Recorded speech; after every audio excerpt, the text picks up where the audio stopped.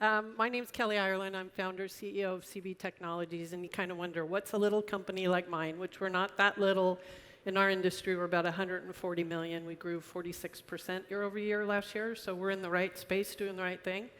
But what are we doing with all these big companies you've seen? And basically what we're doing is we're the glue, or we're the grease, or we're the little cog that allows all the big wheels to work together. We're doing what's called Refinery of the Future. So Refinery of the Future has been going for about 24 months now. This is a consortium of about 12 to 15 large customers, OT and IT.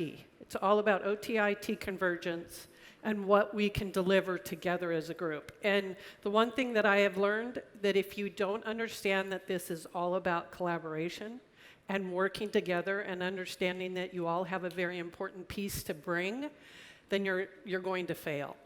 You all have to understand that this is working together to deliver something to the client. What we wanted to do is what we've always done in technology, eat our own dog food. We wanted to show that you could do this.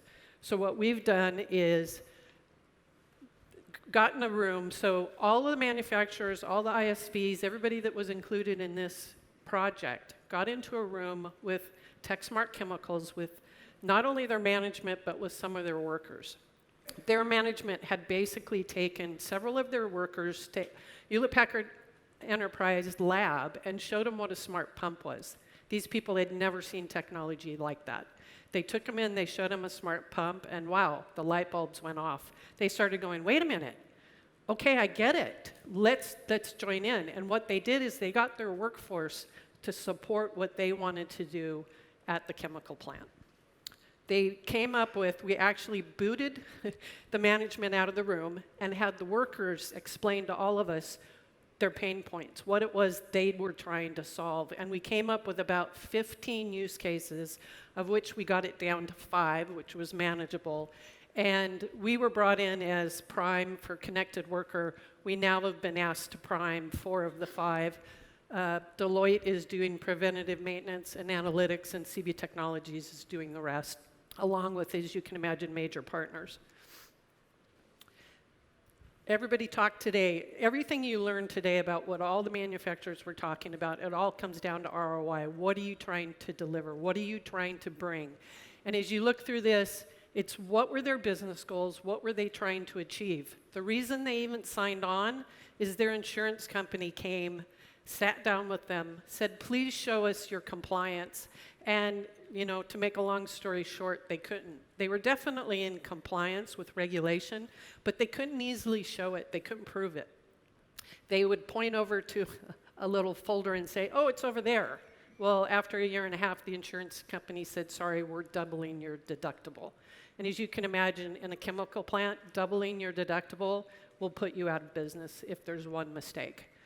So we all opted in, we came together, did the 5 use cases. Within 9 months of starting down the path, that insurance company came back and rescinded that and said, when you get done with this project, let's talk about your premium, because that will go down as well. Instantly, they had cost savings. As you can see, there's all different kinds of things here, connected worker, reduction in process time. I'll show you in another couple of slides some real ROI that we've already captured. This is the list of consortium partners. And as you can see, you have some big companies in here. What they found out just a few months into the project is this is all manufacturers and software companies. There was no one there that they really said, hey, can you manage this and put it together? Can you imagine managing all these companies? It's not an easy thing. But what they found were we were the only ones there that were capable of doing this. So I had somebody from Johnson & Johnson come up to me after a presentation. They go, Kelly, how in the heck did you manage that? And I said, with a really strong MOU contract and a very diligent team that is relentless. And my team is relentless. They would have to call. Somebody would move somebody off a project. And they would have to call them up and say, okay, I know so-and-so moved off the project. Who's your new resource? And what they figured it out was after a few days or a few weeks of us still calling them and saying, where's your new resource? They knew we wouldn't give up. Because when you think about this, connected worker, everything else that's involved in this, if somebody doesn't finish use case 1, then that data doesn't feed into use case 5 or 4 or 3. So you have to believe in finishing everything. You have to make sure everybody finishes their project so that everybody can be successful across the entire solution. Connected worker. This was all about RealWear, which we were so excited when we found out that we would be working with them, and PTC. We've used Vuforia. We're extremely excited about expert capture. We have HP, MyRoom VRG. This is stuff that's being utilized by Texmark right now. And what we've done with every single use case is have version 1.0. Well, this particular use case of connected worker is going so well that I believe we're like at version 3 right now. And we have one of the workers, who I'll show you a picture of, Carlos. Carlos was so excited that I think on just about a daily basis, he runs back in with the next best thing that he can do with his RealWear helmet.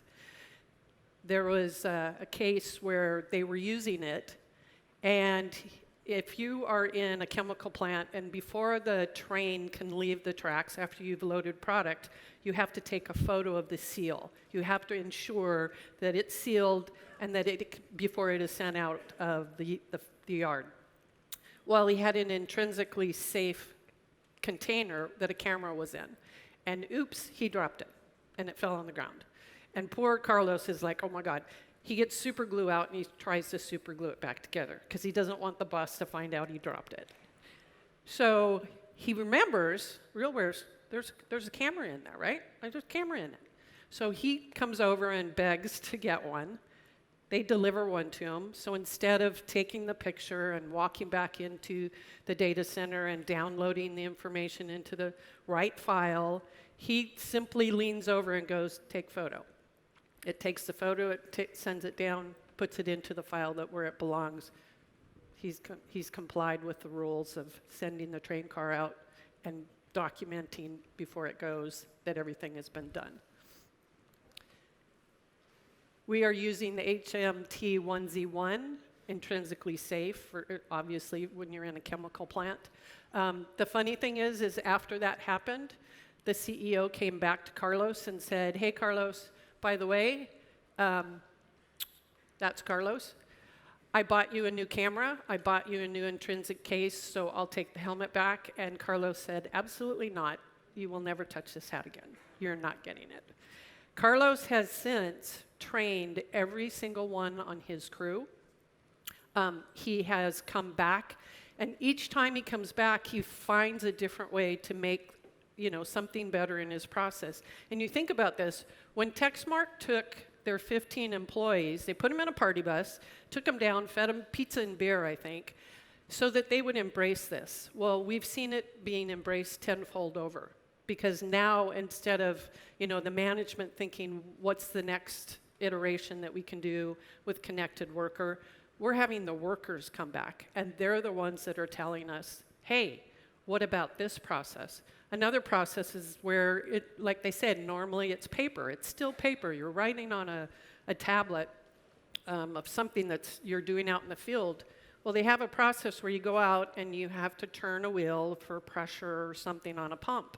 Well, that used to be a handheld radio, a piece of paper and a pencil, and he'd have to radio and say, okay, I turned it. What's the pressure at now? Well, that's no longer needed.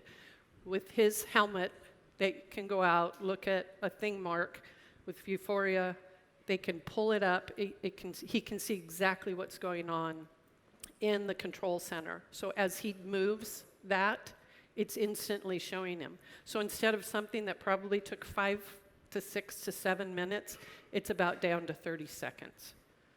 Instant cost savings for them. And if you think about what they did at the train yard, what they're doing here, and now I think Carlos has 3 or 4 more iterations that he wants taken care of, as we go along. Obviously, to him, connected workers the most important, and he doesn't really care about the rest. He just wants to make sure it's done.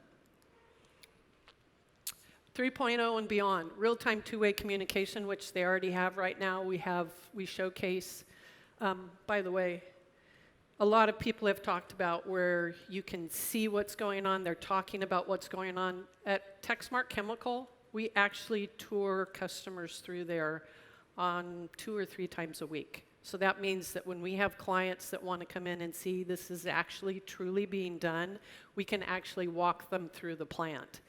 They can see it. I can tell you the other day I walked MGM International and you're thinking, that's hospitality. What is hospitality going to do with connected work or, viewing it at a chemical plant?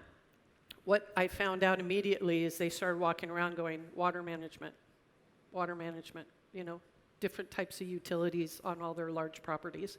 They instantly started thinking about it. They walked over, put that helmet right on the worldwide president of diversity, and he instantly started talking about different things that he could do. And what they loved the most was there was no learning. You could put that helmet on, you could start talking, and it instantly understood exactly what you were saying. It didn't have to learn. I think everybody expected you put it on and it'd have to understand your voice and it'd have to learn it. Nothing. Didn't matter who we put it on their head. We even had a young lady from Russia who had a thick accent, totally picked up every single instruction that she said.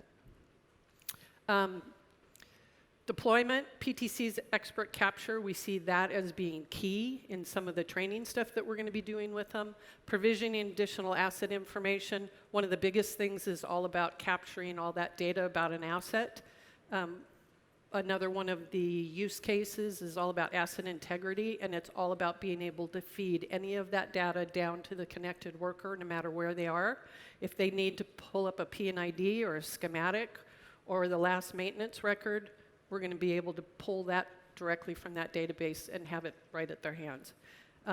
Simplification at its best. And then also looking at PTC's chalk. There's all kinds of, there's all kinds of information out there. There's all kinds of capabilities. It's just seeing what you can put together, and this is all about doing it real time, live, making sure that it really does work and that we can deliver to our client exactly what we say we can. Thank you very much.